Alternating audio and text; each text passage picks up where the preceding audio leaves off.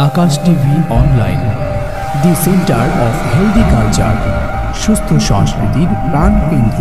আল্লাহর কাছে কবুল হওয়ার মতো না, অথচ উনি 50 বছর ধরে নামাজ পড়ছেন।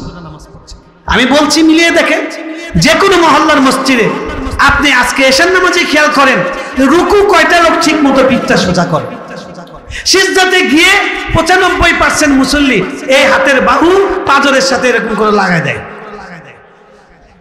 কথা ঠিক না বেঠিক? টিভিতে জিজ্ঞেস করে মহিলা পুরুষের নামাজ একরকম কিনা, কিন্তু মসজিদে মহিলাদের নামাজের মতো করে করার জন্য পুরুষরা চেষ্টা করে এই বাহুটাকে পাজরের সাথে লাগায় দেয়। কথা ঠিক না বেঠিক?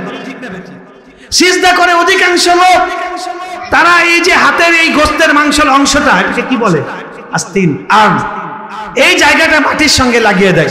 রাসূল সাল্লাল্লাহু আলাইহি ওয়াসাল্লাম বলছেন কুকুরের মতো বিছিয়ে দেও না, এটাকে উঁচু করে রাখো। 50 বছরের মুসল্লি, 40 বছরের মুসল্লি হজ করে আসছে, কপালে কালো দাগ পড়ে গেছে। এটা তো নামাজের বাহ্যিক অবস্থা, ভেতরের অবস্থা কি? আল্লাহ বলছেন قد أفلح المؤمنون الذين هم في صلاتهم خاشعون। জান্নাত তৈরি করলেন আল্লাহ। তাফসিরে লিখেছে জান্নাত তৈরি করার পরে জান্নাতকে একটু কথা বলার জন্য বাক শক্তি দেওয়া হলো। সুবহানাল্লাহ বলেন। জান্নাতকে আল্লাহ কথা বলার জন্য শক্তি দিলেন। জান্নাত প্রথম বাক্য এটা বললো قد أفلح المؤمنون الذين هم في صلاتهم خاشعون। সফল ওই ব্যক্তিরা, মুমিনরা, যারা তাদের নামাজের মধ্যে বিনয়ী, বিনম্র। আল্লাহু আকবার। নামাজের মধ্যে বিনয়ী হওয়ার দুইটা দিক, একটা হলো আপনার বডি ল্যাঙ্গুয়েজ, আপনার বাহ্যিক, এটা পুরাটার মধ্যে বিনয় বিনয় ভাব থাকবে। রাসূল সাল্লাল্লাহু আলাইহি ওয়াসাল্লাম যেভাবে রুকু করেছেন সেভাবে রুকু, উনি যেভাবে সিজদা করেছেন ওইভাবে সিজদা। সাল্লু কামা রাআইতুমুনি উসাল্লি। উনি যেভাবে হাত রেখেছেন, বলছেন যে সিজদা করে 7টা অঙ্গের উপরে। আপনি জানেন না 7টা অঙ্গ কোনটা, খুঁজেই পান না। ঘর করতে তো দেই সবগুলাই, কিন্তু জানেন না 7টা অঙ্গ কোনটা। কথা ঠিক না বেঠিক?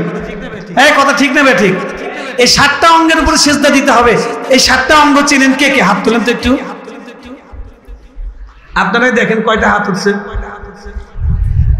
আচ্ছা, সহজ করে দেখা দেই, ভুলবেন না ইনশাআল্লাহ। আমরা এই যে দুইটা হাত মাটিতে রাখি, তাই না, সিজদার সময়? তাহলে কয়টা হলো? এক জোড়া। আরেক জোড়া হলো আমাদের হাঁটু মাটিতে থাকে না, উপরে থাকে? মাটিতে থাকে, 2 জোড়া।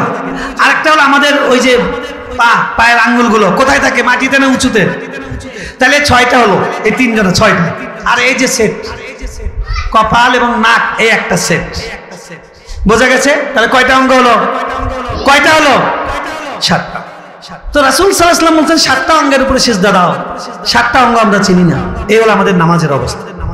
এটা হলো নামাজের বাহ্যিক বেশভূষার অবস্থা। নামাজের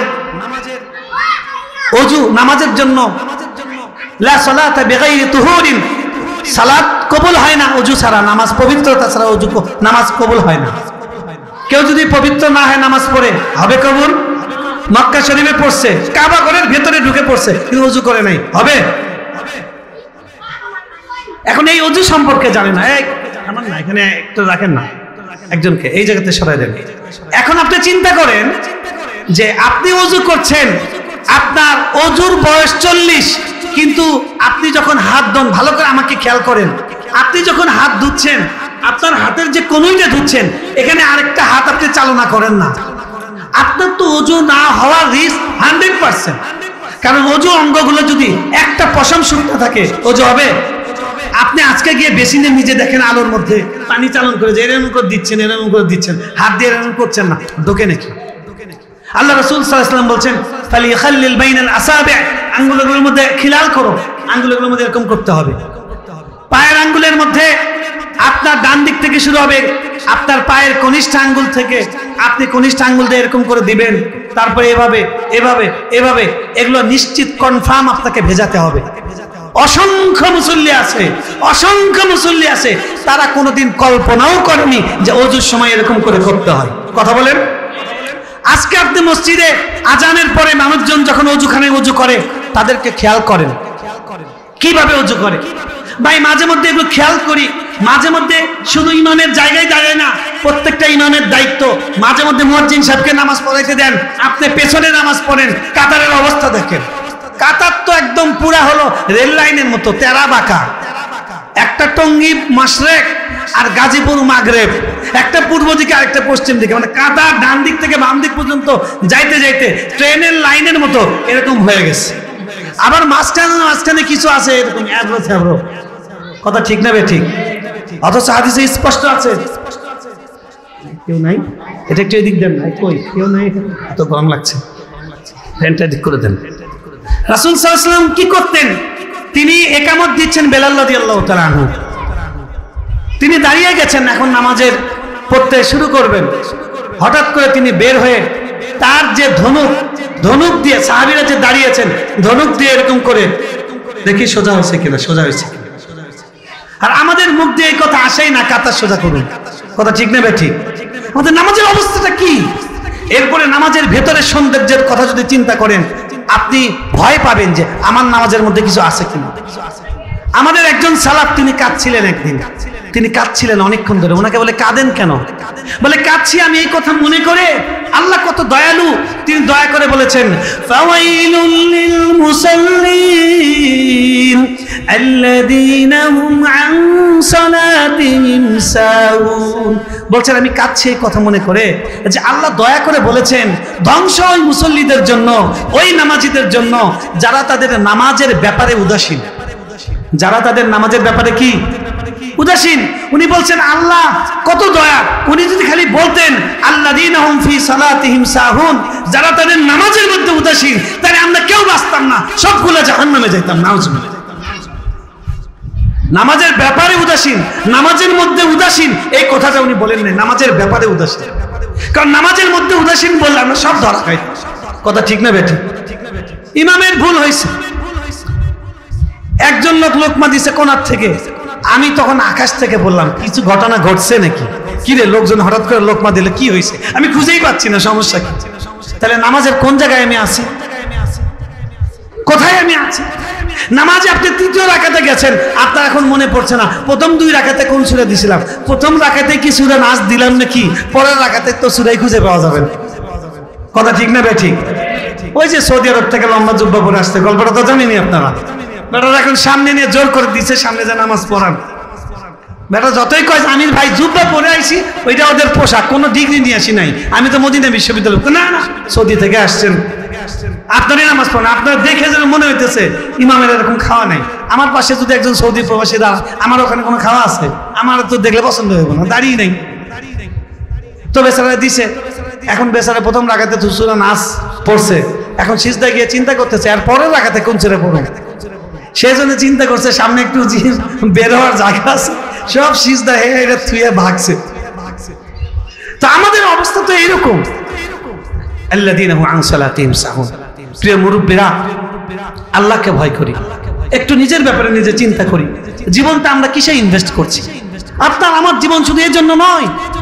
সকালবেলা উঠে আপনি তাড়াতাড়ি করে অফিসের জন্য রেডি হবেন, দৌড়ে অফিসে যাবেন, অফিস থেকে আবার হন্তদন্ত হয়ে বাসায় ফিরে আসবেন, বাসায় ফিরে এসে রেস্ট নেবেন, হাত পা ছেড়ে দিয়ে, অনেক কষ্ট হয়েছে, এসিটা ছাড়ো, ফ্যানটা ছাড়ো, ঠ্যাং টিপে দাও, হাত টিপে দাও, মোবাইলটা হাতে দাও, সময় কাটাইলেন, তারপরে খাইলেন, ঘুমাইলেন। এটার নাম আমি দিয়েছি গৃহপালিত স্বামী। গৃহপালিত কি? এই গৃহপালিত স্বামী হওয়ার জন্য আল্লাহ আমাদেরকে দুনিয়াতে পাঠাননি, কথা ঠিক না ঠিক? আপনার মিশন আছে, আপনার ভিশন আছে, আপনার টার্গেট আছে। যারা আগামীতে ক্ষমতায় যেতে চায় তারা 3 মাস 6 মাস আগে থেকে, এখনো তফসিল ঘোষণা হয় নাই, এখনই দেখেন না পোস্টার দিয়ে ভরে গেছে, অমুক ভাইয়ের জন্য দোয়া চাই। দোয়া কিসের চাই? সামনে মার্কা আসবে, অগ্রিম দোয়া। তার মানে তার পরিকল্পনা আছে। আপনার কি পরিকল্পনা আছে? ব্যবসায়ীর পরিকল্পনা আছে, চান রাতে সারা বছরের লস তুলে নিতে হবে, কথা ঠিক না বেঠিক? পূজার সময় ব্যবসা করতে হবে, ঈদের সময় ব্যবসা করতে হবে। চাকরিজীবীর পরিকল্পনা আছে যে 2 ঈদের 2টা বোনাস পাবো, ওই বোনাস দিয়ে ওই যে ঋণ আছে সেটার 2টা বড় কিস্তি দিব। আপনার জীবনের সবকিছুর পরিকল্পনা আছে, কিন্তু যেই জীবন শুরু হবে তার শেষ নাই, সেই জীবনে শুধু কোনো পরিকল্পনা নাই। ওরে নির্বোধ, ওরে গাধা। আল্লাহ রাসূল সাল্লাল্লাহু আলাইহি ওয়াসাল্লাম বলছেন, আল কাইয়িসু মান দানা নাফসাহু ওয়া আমিলা লিমা বা'দাল মাউত। জ্ঞানী তো ওই ব্যক্তি যে ব্যক্তি তার নিজের অবস্থা নিয়ে চিন্তা করে আর মৃত্যুর পরে কি হবে সেটা নিয়ে সে প্রস্তুতি নেয়, সেটার জন্য সে কাজ করে। আজকে আপনি আমি সব কাজে আছি, সব ব্যাপারে আছি, সব ব্যাপারে সিরিয়াস, সব ক্ষেত্রে আমি ভালো একজন মানুষ, আমি একজন সচেতন মানুষ। শুধু আখিরাতের ব্যাপারে আমি পূর্ণ অসচেতন, পূর্ণ অজ্ঞান, পূর্ণ উদাসীন। কথা ঠিক না বেঠিক? আপনি আমি ধোঁকার মধ্যে আছি। আল্লাহ রাসূল সাল্লাল্লাহু আলাইহি ওয়াসাল্লাম আল্লাহ কোরআনে বলছেন, নিজেকে জাহান্নামের আগুন থেকে বাঁচাও, নিজের সন্তান স্ত্রী তাদেরকেও জাহান্নামের আগুন থেকে বাঁচাও। আপনার ছোট বোন আছে যে সাবালক হয়েছে, তাকে নামাজের জন্য আদেশ করা বড় ভাই হিসেবে আপনার ফরজ। আপনার স্ত্রী আছে, তাকে নামাজের জন্য আদেশ করা ফরজ। আপনার স্ত্রী যদি পরকিয়া করে, আপনি উদার স্বামী বলে তো মেনে নেবেন না। যদি মেনে নেয় তাহলে তো সে আকল না ব্যাকল। কথা ঠিক না বেঠিক? তা আপনার স্ত্রী জাহান্নামে যাচ্ছে, আপনার কোনো খবর নেই। আপনার স্ত্রীর ছবি ফেসবুকে দিয়ে একটা কাম বানাইতেছেন, বাপ রে বাপ, বিয়ে একটা করছে, এত সুন্দর বউ পাইছে, যদি 2-4 জনের দেখাইতে না পারি, 2-4টা লাইক টাইক ভিক্ষা করে না পাই, তাহলে কেমনে কাজ হইবে? ভিক্ষা করেন, পোলার ছবি দেন। পাকিস্তানের 2টা সুন্দর সুন্দর নাদুস বাচ্চা, খুবই ফেমাস, এত সুন্দর বাচ্চা আল্লাহ দিয়েছে, বাপ মা তাদের নিয়ে টিকটক করে, ভাইরাল হয়ে গেছে। পিছে তো দেখো, পিছে তো দেখো। এই কয়েকদিন আগের ঘটনা, এই বাচ্চাটা হঠাৎ করে মারা গেছে। আজকে লেখা পড়লাম যে তার আত্মীয় স্বজন তারা আশঙ্কা করছে এই বাচ্চার নজর লেগেছে। নজর, আল্লাহ রাসূল সাল্লাল্লাহু আলাইহি ওয়াসাল্লাম হাদিসে বলেছেন, আল আইনু হাক্কুন, মানুষের নজর লাগে সত্য। আপনার সুন্দর বাচ্চা আল্লাহ দিয়েছেন, আপনি আল্লাহ শুকরিয়া আদায় করেন। এই বাচ্চা আল্লাহর দেওয়া আমানত, এই আমানতকে কিভাবে আপনি যথাযথভাবে দায়িত্ব পালন করবেন সেটা নিয়ে কাজ করেন, সেটা নিয়ে চিন্তা করেন, সেটা নিয়ে সিরিয়াস হন। তা না করে আপনি ফেসবুকে পোস্ট মেরে আজকে আমাদের ম্যারেজ ডে, এখন আবার ম্যারেজ ডের বিরুদ্ধে আমরা বলি দেখে সেটা বলেন, আজকের দিনে আমরা একসাথে হয়েছিলাম। বুঝছেন নি? সবাই মুফতি হয়ে গেছে, সবাই মাসলা ঘুরে শিখে গেছে। আপনি আমি আমার জীবনটাকে কোথায় কাজে লাগাচ্ছি? আপনার সন্তান দুনিয়াতে এসছে, সর্বপ্রথম দায়িত্ব এই সন্তান কে দিয়েছেন? আল্লাহ কোরআনে বলছেন, ইয়াহাবু লিমান ইয়াশাউ ইনাসা ওয়া ইয়াহাবু লিমান ইয়াশাউ যুকুর। আল্লাহ যাকে চান তাকে আল্লাহ মেয়ে সন্তান দেন। এলাকায় পাবেন 2-4 পিস ভাই এরকম আছেন, ছেলের আশায় প্রথমে মেয়ে হয়েছে, আরেকটা নিস। এখন তো 2টার পরে নিতে চাই না, কারণ ফ্যামিলি প্ল্যানিং এর ডোজ তো মোটামুটি আমাদের সব খায় ফেলাইছে, ঠিক না? এই বয়ান পুরো একদম সেট হয়ে গেছে মস্তিষ্কের মধ্যে, এটা দেওয়ান লাগে না, এটা অটো। তো তৃতীয়টা নেবে না, কয় না ছেলে হয় নাই, ছেলে যদি হয় তারপরে আমি নিতাম না, আরেকটা নেই। আল্লাহ কয়, দাঁড়া, তুই খেলাস আমিও খেলি। আরেকটা মেয়ে দিছে, এবার তকাই নাম্বার মেয়ে। এবার কয় যে দেখেন, এবার ওমরা টোমরা করে আসছে, আল্লাহর কাছে অনেক চাইছে, এবার আল্লাহ দিবই। হুজুরের কাছে দোয়া চাচ্ছে, মাদ্রাসায় খাওয়ায়, যে এবার 4টা আল্লাহ যেন ছেলে দেন। আল্লাহ আবার দিছে মেয়ে, আছে কি নাই? আমাদের জিয়ে ভাই বন্ধু মানুষ, উনি উমরায় গেছে, আজকে মনে আসতেছে, ওনাকে আল্লাহ 5টা মেয়ে দিয়েছেন। আমি বললাম মাশাআল্লাহ, জান্নাতে তো আপনি চলে গেছেন, খালি চোখ বন্ধ করবেন আর যাবেন ইনশাআল্লাহ। মেয়ে 3টা যদি ভালো করে তাদেরকে সুশিক্ষা দিতে পারে, সৎ পাত্রের কাছে পাত্রস্থ করতে পারে, মানে যাদের বেতন 1 লাখ টাকা, নাকি যেই জামাইদের বেতন প্রায় 1.5 লাখ টাকা, কিন্তু সে পশ্চিম দিক ছেড়ে না, কেবলা ছেড়ে না। এই জামাই তো জাহান্নামে যাবে, ছেলে আপনার মেয়েরেও নিয়ে যাবে, আপনাকেও রাখবে না, বলবে আল্লাহ উনারেও দেন, একসাথেই যায়, কারণ উনি এটার জন্য দায়ী। কথা ঠিক না বেঠিক? বাচ্চার মুসলমানি করবে, এটার নাম হলো মুসলমানি, কিন্তু মুসলমানির পুরা আয়োজনটা অমুসলমানি। কারণ 3 দিন ধরে গান বাজায়, পুরা এলাকার লোক ঘুমানোর সময় 11টা 12টা পর্যন্ত পুরা এলাকার সবাই বদয়া দেয়। এই জানোয়ারটা এলাকারে আল্লাহ টাকা দেওয়ার লোক পায় না, এই খবিস্টারে দিছে টাকা, এর জন্য পুরা এলাকার লোক ঘুমাইতে পারে না। আছে কি নাই? মুসলমানি, এটা মুসলমানি তরিকাই না। বাচ্চা জন্ম দিয়েছেন, বাচ্চা জন্ম দেবার পরে তার সাথে সাথে তার কানে আজান দেওয়া, তাকে আখিরাতের কথা মনে করে দাও। আপনাকে দেওয়া হয়েছে, প্রথম আজান হয়ে গেছে, নামাজের ব্যাপারে সিরিয়াস হন। তারপরে তার একটা উত্তম নাম রাখা, বাচ্চাদের নাম রাখে। এখন আমরা এগুলো বলি দেখে অনেকে একটু সচেতন হয়েছে, সচেতন হয়ে ওই যে বললাম সবাই মুক্তি হয়ে গেছে, এখন বুদ্ধি বের করছে, কয় না হুজুর ওই ফাতেমা, আয়েশা, খাদিজা এগুলো না ইসলামী নাম, তবে আনকমন হতে হবে। আনকমন খুঁজে পাচ্ছে না, পুরা কোরআন খুঁজে পাইছে মাহিন। পোলার নাম রাখছে কি? মাহিন। প্রত্যেকটা এলাকায় বাংলাদেশে এখন সবচেয়ে জনপ্রিয় নাম হলো মাহিন। আর আল্লাহ বলছেন আমি তাদেরকে নাপাক বীর্য থেকে, নাপাক পানি থেকে সৃষ্টি করেছি। মাহিন মানে নিকৃষ্ট পানি থেকে আমি তাদেরকে সৃষ্টি করেছি। মাহিন মানে নিকৃষ্ট। কোরআন নাম রাখতেছে মাহিন, আরবি কোরআনে আছে। আর কোরআনে তো আবুল আহাবের নামও আছে, কোরআন নাম আবুল আহাব রাখেন। সাদি সাহেব যে বলছিল তুকার জীবন নাম রাখছে, কয় আপনি তুকার জীবন এটা কেমনে রাখলেন? এটা তো বিশেষ্য না, এটা ক্রিয়াপদ। বলে আল্লাহর এত পছন্দ, একটা আয়াত পর পর ভাবিয়া ইয়া আলাই রব্বিকুমা তুকার জীবন বলছে, এই জন্য নাম রাখছি তুকার জীবন। এই হলো আমাদের অবস্থা। প্রিয় ভাই, এই সন্তান আল্লাহর দেওয়া আমানত। অনেকে ছেলের জন্য মাথা কুটে মরছে, খালি মেয়েই হয় মেয়ে হয়। অনেকে মেয়ের জন্য মাথা কুটে মরছে, ছেলেই হয় ছেলে হয়। আমাদের শাহরাজ ভাই 4 পিস পোলা হয়ে গেছে। অনেককে আল্লাহ সন্তানই দেন, আবার অনেককে আল্লাহ জমজ দেন, আবার অনেককে আল্লাহ স্পেশাল দেন, 1 পিস মেয়ে 1 পিস ছেলে। বলেন না সুবহানাল্লাহ। সব কার দান? আপনার আমার কোনো ক্রেডিট নেই। আমরা বিয়ে করে কবুল বলে একসাথে শুনতে পারবো, কিন্তু জন্ম দেওয়া সন্তান কালো হবে না সাদা হবে না কুচু হবে না বোঝা হবে, ছেলে হবে না মেয়ে হবে, আদৌ হবে কি হবে না, এটা আমাদের হাতে না কার হাতে? তো উনি আপনাকে সন্তান দিয়েছেন, এই সন্তানকে আপনি ইংলিশ বানানোর জন্য আপনি অস্থির। এই সন্তানকে আল্লাহকে চেনেন নাই, এই সন্তানকে নামাজ চেনেন নাই। আপনি নাফরমান, আপনার সন্তান নাফরমান। আপনি জাহান্নামের পথে হাঁটছেন, আপনার সন্তানকে আপনি জাহান্নামে নিয়ে যাচ্ছেন। কথা ঠিক না বেঠিক? আল্লাহ রাসূল সাল্লাল্লাহু আলাইহি ওয়াসাল্লাম বলছেন কবরে আযাব হচ্ছে অনেক দিন। বেচারা আযাব ভোগ করতে করতে আশাই ছেড়ে দিয়েছে যে এখান থেকে মুক্তি পাবে। হঠাৎ করে আযাব বন্ধ, জান্নাতের বাতাস শুরু হয়ে গেছে। হাদিসের ভাষ্যটা আমি বলছি। ওই ব্যক্তি ফেরেশতাকে জিজ্ঞেস করবে, হঠাৎ কবরের আযাব আজকে বন্ধ হলো কেন? আমি তো কোনো আমল করি নাই, আমি তো জেলখানায় বন্দী। বলে আল্লাহ আজকে তোমাকে এতদিন পরে ক্ষমা করেছেন, তোমাকে মাফ করেছেন।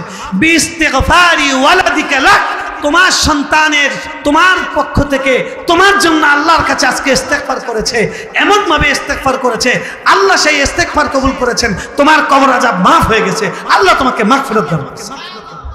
এই সন্তান আপনাকে বানাতে হবে। সন্তানকে মাদ্রাসায় দিচ্ছেন, সন্তানকে মাদ্রাসায় দিয়ে ছেলে হাফেজ হবে, আপনি মোটামুটি জান্নাতে চালায় চলে যাবেন, রেডি হয়ে আছে। ছেলেরে মাদ্রাসায় দিছে, বিড়ি ছাড়তে পারে না। ছেলেকে মাদ্রাসায় দিছে, মা পর্দা করে না। ছেলেকে মাদ্রাসায় দিয়েছে, বাবা এখনো পর্যন্ত হারাম উপার্জন করে, ব্যাংকে চাকরি করে, সিগারেট কোম্পানিতে ব্রিটিশ টোবাকোতে চাকরি করে, সুদি ব্যাংকে চাকরি করে, সুদি কোম্পানিতে চাকরি করে, দাদন ব্যবসা করে। আছে কি নাই? হবে না, কোনো লাভ হবে না, কোনো কাজে আসবে না। এই আশাবাদ দেন। নিজের কাজ নিজে ছাড়া অন্য কাউরে দেওয়া হবে না। আল্লাহ সুপারিশ করার অনুমতি দিবেন, কিন্তু আল্লাহ কোরআনে বলে দিয়েছেন মান যাল্লাযী ইয়াশফাউ ইনদাহু ইল্লা বিইذনিহি, কে তার কাছে সুপারিশ করবে? কেউ সুপারিশ করার মতো থাকবে না, শুধু তিনিই করবেন যাকে উনি ইশারা দিবেন। তাহলে ইশারা ওদিক থেকে আসতে হবে, তারপরে সুপারিশের কোঠা। আপনি কোন আশায় আছেন? রাসূল সাল্লাল্লাহু আলাইহি ওয়াসাল্লাম সাফা পাহাড়ে ডেকে সবাইকে বলছেন, হে আমার বংশের লোকেরা, হে আমার চাচার বংশের লোকেরা, হে আমার বাবার বংশের লোকেরা, হে আমার দাদার বংশের লোকেরা, হে আমার জন্ম দেওয়া ফাতেমা, ভালো করে শুনে রাখো, তোমরা ঈমান আনো, তাওহীদের উপর থাকো। যদি ঈমান না থাকো তাহলে লা উগনি মিনাল্লাহি মিনকি শাইআ, আমি তোমাকে আল্লাহর আযাব থেকে বাঁচাতে পারবো না।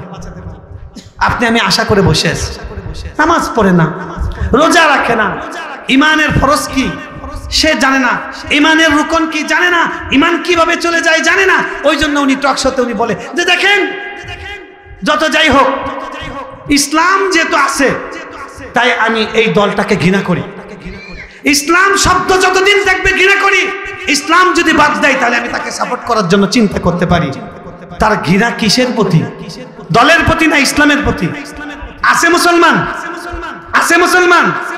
পরের আরেকটা টকশোতে তাকে বলছে আপনি তুমি নাস্তিক, আপনি আবার ফটর করেন কেন? কয় কে বলছে নাস্তিক? আমার বাবা একজন ভালো মুসলমান ছিল, আমার মা একজন ভালো মুসলমান ছিল, আমি তো মাঝে মধ্যে নামাজ টামাজ পড়ি। এরকম গাঁজাখড়ি কথা কারা বলে? যারা জানে না ঈমান কিসের মাধ্যমে নষ্ট হয়। আপনি ওযু ভঙ্গের কারণ জানেন, ঈমান ভঙ্গের কারণ জানেন না। আপনি যে কি করছেন আপনি জানেন না। 50 বছরের ইবাদত, একটা কথা বলবেন ফাকাদ হাবিতা আমালু, সব আমল। আল্লাহ বলছেন ইন্নাল্লাহা লা ইয়াগফিরু আন ইউশরাকা বিহি ওয়া ইয়াগফিরু মা দুনা যালিকা লিমান ইয়াশা। আল্লাহ শিরককে ক্ষমা করবেন না, আর সব গুনাহকে ক্ষমা করবেন।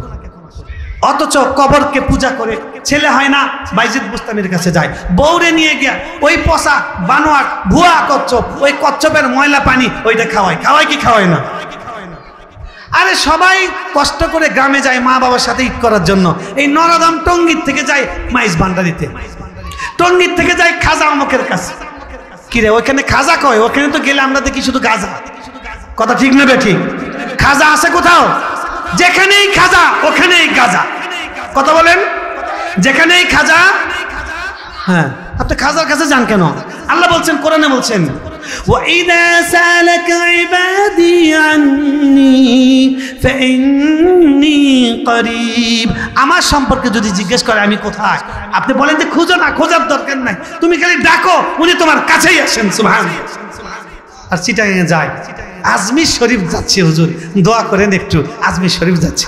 আমি বললাম আপনি উমরা করছেন, হজ করছেন? আমি দোয়া করলাম আল্লাহ যেন আপনার মতো পুরা কপাল আর কাউরে না বানায়। হুজুর কি ব্যাপারে, এটা কি দোয়া করলেন? আমি বললাম আপনি মক্কা মদিনায় যান নাই, আজমির শরীফে যাইতেছেন। আজমির শরীফে গেলে কি উমরার সওয়াব আছে নাকি? এই আজমির শরীফে গেলে কি এক ওয়াক্তের নামাজ 1000, 500, 1 লাখ এরকম অফার আছে? এই কথা বলেন, আছে কি নাই? নাই। কিন্তু মানুষ আজমির শরীফ যায়, মক্কা শরীফ যাওয়ার সময় তার নাই। আছে কি নাই? কেন মানুষ এই ধোঁকার মধ্যে আছে? অজ্ঞতা।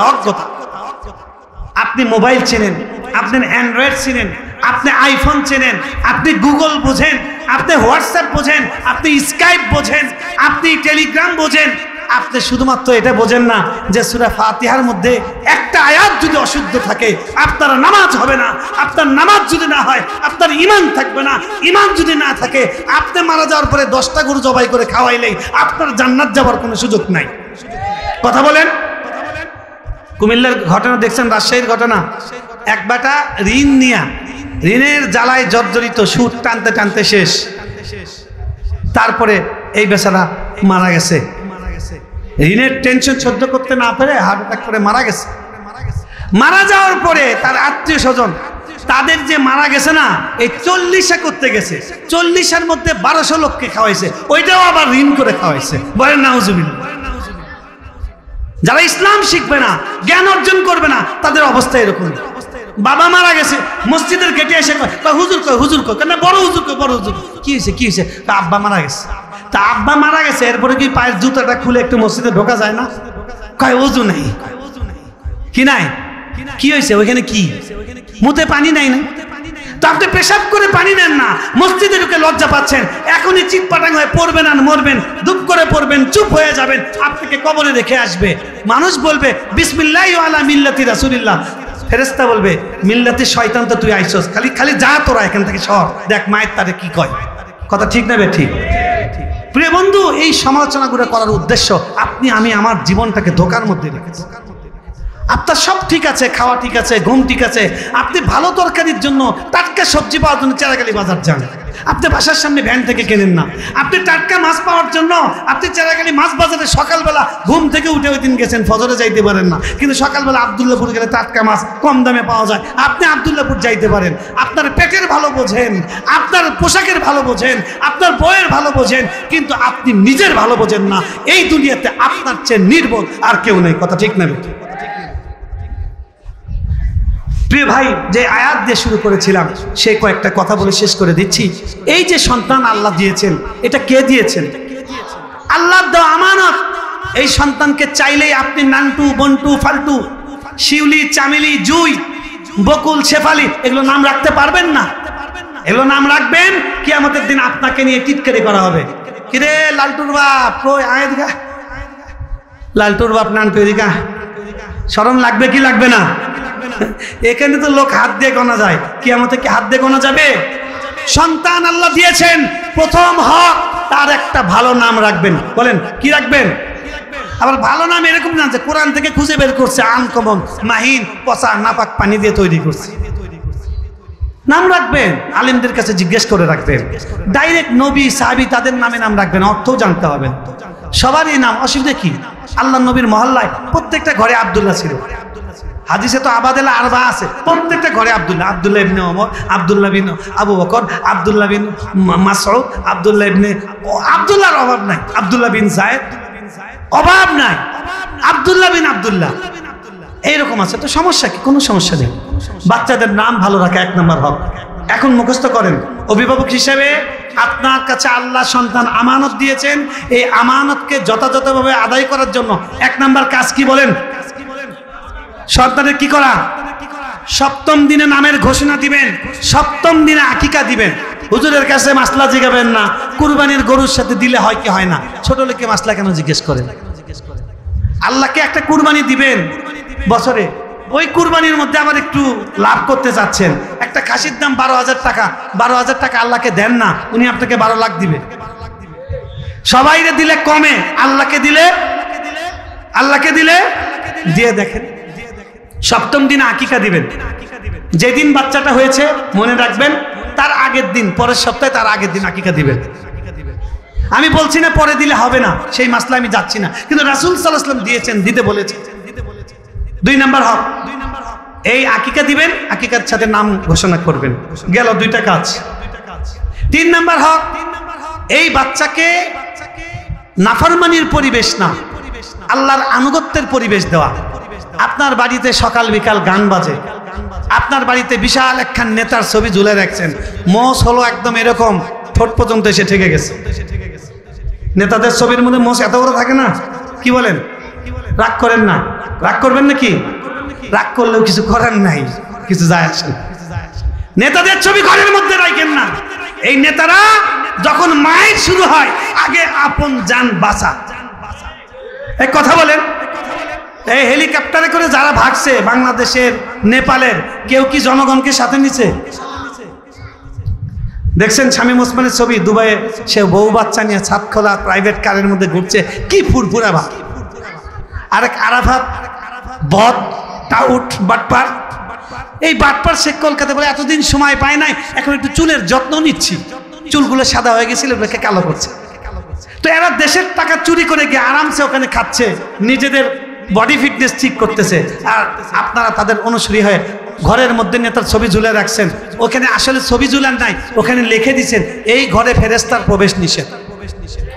যেই ঘরে মানুষের ছবি থাকে, মরা বাপের ছবি, জিন্দা বাপের ছবি, আপনার বিয়ের ছবি, আপনার ম্যারেজের ছবি, আপনার বাচ্চার বার্থডের ছবি, যেই ঘরে টানানো আছে, যেই ঘরে আপনার নেতা যার জন্য জান দেন, জান পানি করেন, কোরআনের বিরুদ্ধে দাঁড়ান, আলেমদের বিরুদ্ধে দাঁড়ান, এই নেতা আপনাকে আখিরাত তো নয়, দুনিয়াতেও নয়, দুনিয়াতেও সে আগে আপন জান বাঁচা, আপনি তাকে ঝুলে রাখছেন। আল্লাহ রাসূল সাল্লাল্লাহু আলাইহি ওয়াসাল্লাম বলছেন, লা তাদখুলুল মালায়েকাতু বাইতুন ফীহি কালবুন আও তাসাবির, ওই ঘরে আল্লাহর রহমতের ফেরেশতা ঢোকে না যেই ঘরের মধ্যে কুকুর থাকে আর কি থাকে, প্রাণীর ছবি থাকে। আর আপনি প্রাণীর ছবিতে ঝুলে রাখছেন, মানে লিখে রাখছেন এখানে রহমতের ফেরেশতা ঢোকা নিষেধ।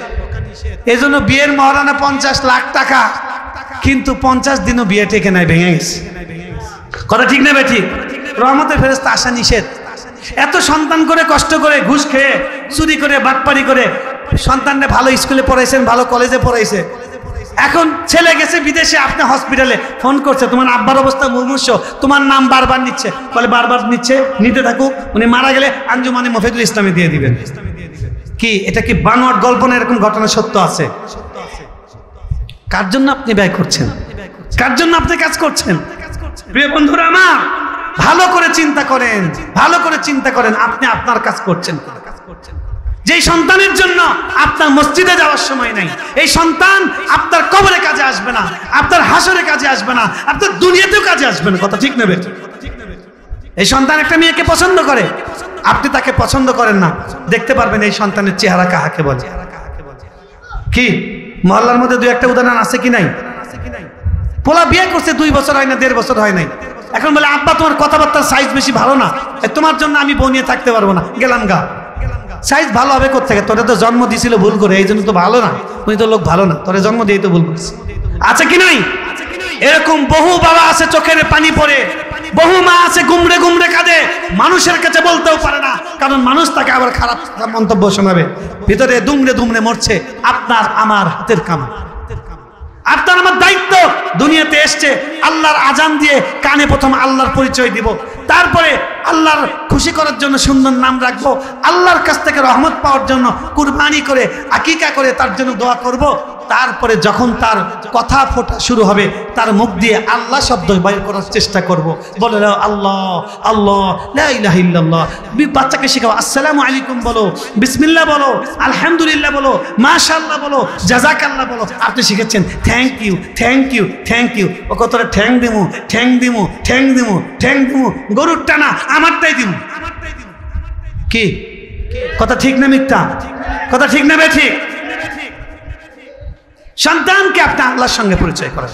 কোন সাহাবী কোন সন্তানকে কোরআন শিক্ষার আগে অন্য কোন শিক্ষা দেননি। তারা এটাকে খারাপ মনে করতেন। আর আপনার ছেলে ইউনিভার্সিটিতে পড়ে, গোল্ডেন A+ পেয়েছে, আপনি ইমাম সাহেবের কাছে, খতিব সাহেবের কাছে এসে দোয়া চান, ছেলে আমার ভালো রেজাল্ট করছে দোয়া করেন। আপনার ছেলে সূরা ফাতিহা জানে? জানি না। ঈদের নামাজ পড়তে যখন আসে, হ্যাঁ খালি ডান বামে তাকায়। কি করে? এটা কি রুকুতে গেল নাকি? কি ভিডিও দেখেন না আপনারা? জাতীয় ঈদগাহে উপদেশটা কিন্তু হাতে খুঁজে পাচ্ছে না। ইমাম তো খালি আল্লাহু আকবার করতেছে, কি করে কিন্তু ভিডিওর মধ্যে ধরা পড়ে গেছে। হ্যাঁ আসে না নাই? তা আপনি নিজেও এরকম খালি আব্দুল্লাহ, পোলারেও এরকম খালি আব্দুল্লাহ বানাইছেন। এই দুনিয়া থেকে যাবেন খালি হাতে, এই দুনিয়া থেকে যাবেন খালি হাতে। ধূপ করে পড়ে মারা যাচ্ছে, কোনো প্ল্যান নাই, কোনো প্রস্তুতি নাই, প্রত্যেক দিন মহল্লা থেকে চলে যাচ্ছে। আপনি কবর দিয়ে আসেন আর দাঁত কালায় হাসতে হাসতে বলেন যে লোকটা ভালো ছিল, লোকটা এই ছিল, লোকটাকে আমাকে হসপিটালে নিচ্ছে। একটাবার বলেন না এই জায়গায় আমিও থাকতে পারি, আগামীকালকে এই খাতে আমার শোয়া লাগতে পারে, আমার এখনো ঋণ আছে, আমার এখনো নামাজ কাজা আছে, আমার উপর ফরজ হজ এখনো হজ করি নাই, আমি এখনো পর্যন্ত ইমান ভাঙ্গের কারণ জানি না, আমি এখনো স্ত্রীকে নামাজি বানাইতে পারি নাই, আমি এখনো সন্তানকে নামাজি বানাতে পারি নাই। এই অবস্থায় যদি আল্লাহর সামনে হাজির হয়, আল্লাহ বলবে গাছ ধাক্কা দিয়ে তাকে জাহান্নামে নিক্ষেপ কর। নাউজুবিল্লাহ। সন্তানকে তাহলে আপনার নাম রাখলেন, আল্লাহর সাথে পরিচয় করালেন।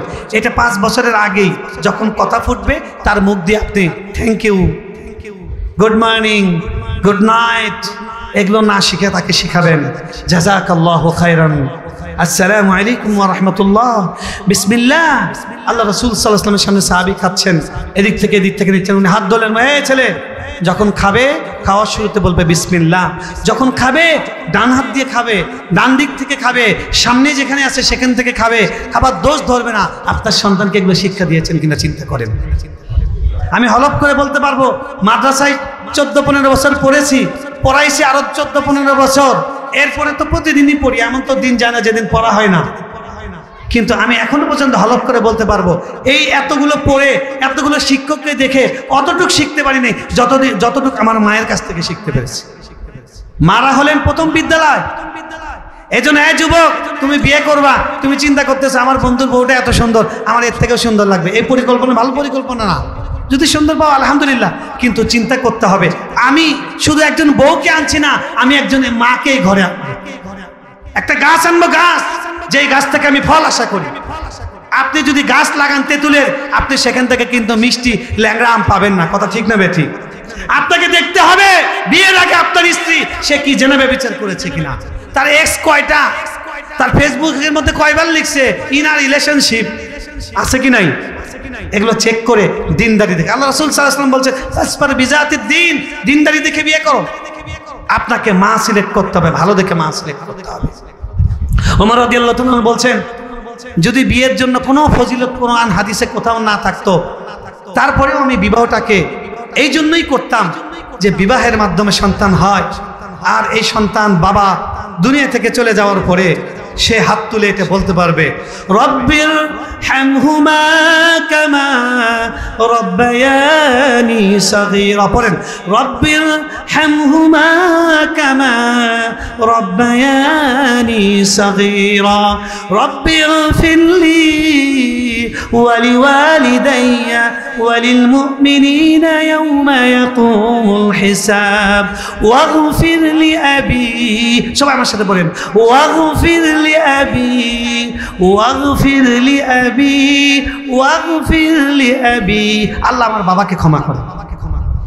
ওমর রাদিয়াল্লাহু তাআলা বলছেন কোরআন হাদিসে তো বিয়ের জন্য অনেক ফজিলত আছে, কিন্তু কোনো ফজিলত যদি না থাকতো, শুধু এই যে এইটুক লাভ বিয়ে করলে সন্তান হয় আর সন্তান বাবার জন্য দোয়া করে, এটার জন্য আমি বিয়ে করতাম। অথচ শুধু এতটুকুই লাভ নয়, বিবাহ করলে চরিত্র পবিত্র থাকে, বিবাহ করলে আল্লাহ রিজিকের মধ্যে বরকত দেন, বিবাহ করলে আল্লাহ তাকে অনেক রকমের নুসরত করেন। তারপরেও আমাদের ছেলে মেয়েরা তাদেরকে বিয়ের বয়স পার হয়ে যাচ্ছে, বাবা মা বিয়ে করাচ্ছে না। কথা ঠিক না বেঠিক? এরা কিন্তু ছেলে মেয়ে যখন পার্কে গুনাহ করে, রিকশায় গুনাহ করে, সিনেমা হলে গুনাহ করে, নদীর পাড়ে গুনাহ করে, সবগুলা গুনাহ ও একা করে না, জেনা এখানে ডাবল করতেছে। ওর আমল নামায় জেনা করার সওয়াব আর আরেকজনের আমল নামায় জেনার জন্য সুযোগ করে দেওয়ার গুনাহ। নাউজুবিল্লাহি মিন যালিক। জেনার গুনাহ আরেকজন জেনার সুযোগ করে দেওয়ার গুনাহ হচ্ছে। তো ভাইয়ের আমার, আচ্ছা আজান ঠিক আছে। তো দেখেন তাহলে সন্তানদেরকে 5 বছর বয়স হয়েছে, এখন তাদেরকে আল্লাহ চেনান, রাসূল চেনান, নবী চেনান। সন্তানদেরকে ছোটবেলা বুঝান যে সবচেয়ে বড় আল্লাহ, আল্লাহর হক সবার উপরে, তারপরে নবীর হক, তারপরে বাবা মার হক, তারপরে অন্যান্য হক পৃথিবীতে আসবে। লাইনটা সিরিয়ালটা শিখাই দেন, না হলে সে গার্লফ্রেন্ডের পেছনে সময় নিয়ে ব্যস্ত, মা হসপিটালে, তার হসপিটালে যাওয়ার সময় নেই, ফোন দিচ্ছে কেন সময় নেই, অনেক ব্যস্ত আছে। আছে কি নাই? আপনি যে ছোটবেলায় শিখান নাই, এখন প্রতিদান পাচ্ছেন। তারপরে 7 বছর বয়স নামাজের আদেশ দেন। নামাজের আদেশ কেন দিবেন? এখনো ফরজ হয় নাই। এটা এই জন্য যে নামাজ এটা অনেক দিন ধরে শিখতে শিখতে, করতে করতে, দেখতে দেখতে, আল্লাহর কাছে চাইতে চাইতে এটা আস্তে আস্তে মানুষের মধ্যে নামাজ আসে। ইকামতে সালাত, আল্লাহ বলেননি আদ্দুস সালাহ, তোমরা সালাত আদায় করো। আল্লাহ বলেছেন আকিমুস সালাহ। আকিমুস সালাহ, সালাতকে কায়েম করা। কায়েম করা পড়ার থেকে অনেক বড় জিনিস। কায়েম করা মানে প্রত্যেকটা জিনিসকে যেভাবে করা দরকার সেভাবে করা। আপনি মসজিদে দৌড়ে গেলেন, ইমাম সাহেব রুকুতে আছে, আপনি তাড়াতাড়ি করে ইমাম সাহেব সামি আল্লাহ বলছে, একটু সা শুনেই আপনি আল্লাহ উঠে গেলেন। আপনি ওই রাকাত তো আপনার হয় নাই, কিন্তু শেষে আপনি মজবুত হচ্ছেন না। অসংখ্য মুসল্লি আছে, অনেক আছে রুকু থেকে কোমরটা ঠিক মতো সোজা করে দাঁড়ায় না। ওই ব্যক্তি যদি না দাঁড়ায় তার কিয়াম হবে না। কিয়াম নামাজের রুকন, কিয়াম না হলে নামাজ হবে না। ইমাম আহমদ বিন হাম্বল রাহমাতুল্লাহ বলছেন 40 বছর নামাজ পড়ছে, নামাজ হচ্ছে। ভাই, সন্তান আপনার আমার কাছে আল্লাহর দেওয়া আমানত। এই সন্তানের ব্যাপারে আমাদেরকে জিজ্ঞেস করা হবে। কুল্লুকুম মাসউলুন আন রাইয়াতি, প্রত্যেককে তোমাদের অধীনস্থ সম্পর্কে জিজ্ঞেস করা হবে। তার মাকে আল মারাতু রাইয়াতুন ফি বাইতি যাওজিহা, একজন স্ত্রী তিনি আল্লাহর কাছে জিজ্ঞাসিত হবেন তার স্বামীর হক কি আদায় করেছে। সন্তানদেরকে কে আল্লাহ চেনাইছে কিনা, সে রাসূল চেনাইছে কিনা, ইসলাম চেনাইছে কিনা, সে দ্বীন বুঝিয়েছে কিনা, সে তাকে আল্লাহর ভয় তার হৃদয়ের মধ্যে বপন করে দিয়েছে কিনা জিজ্ঞেস করা হবে। তাই 7 বছর বয়সে সন্তানকে আদেশ দেন, সন্তানকে প্রথম শিক্ষা কোরআনের শিক্ষা। আজকে সবাই স্লোগান দেয়, শপথ করেন, নিয়ত করেন, প্রত্যেকটা মুসলিম সন্তানের প্রথম শিক্ষা, কথা বলেন, কথা বলেন, প্রত্যেকটা মুসলমানের সন্তানের প্রথম শিক্ষা, একদম সবাই বলেন, প্রথম শিক্ষা কোরআনের শিক্ষা। প্রথম শিক্ষা কোরআন শেখা ছাড়া অন্য কোথাও দেব না। বলেন, কোরআন শেখা ছাড়া। কোরআন শেখান ডাক্তার বানান, কোরআন শেখান ইঞ্জিনিয়ার বানান, কোরআন শেখান উকিল বানান, যেটাই বানান সেটা তাকে জান্নাত পর্যন্ত নিয়ে যাবে। কোরআন শেখা ছাড়া আপনি যেটাই তাকে বানান সে আপনাকে ওইটা দিয়ে জাহান্নামে নিয়ে যাবে। কথা ঠিক না বেঠিক? তাহলে 4 নাম্বার হলো সন্তানকে কোরআনের শিক্ষা দেব। 5 নাম্বার, সন্তান যখন সাবালক হতে যাবে তখন তাকে আমরা ইসলামের আখলাক শেখাবো। ইসলামের আখলাক, মিথ্যা কথা বলা যাবে না, ধোকা দেওয়া যাবে না। মান গাশশানা ফালাইসা মিন্না, যে ধোকা দেয় সে মুসলমান না। যে দোকানের পণ্যের মধ্যে ভেজাল দেয় সে মুসলমান না।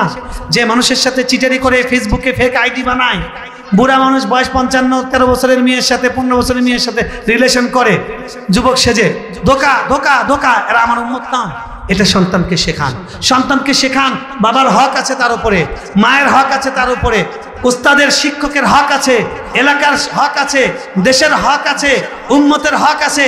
তার এই জীবনটা আল্লাহ দিয়েছেন, তার জন্য এই পরিবারের ইনভেস্ট আছে, বাবা মার কষ্ট আছে, শিক্ষকের কষ্ট আছে, রাষ্ট্রের কষ্ট আছে।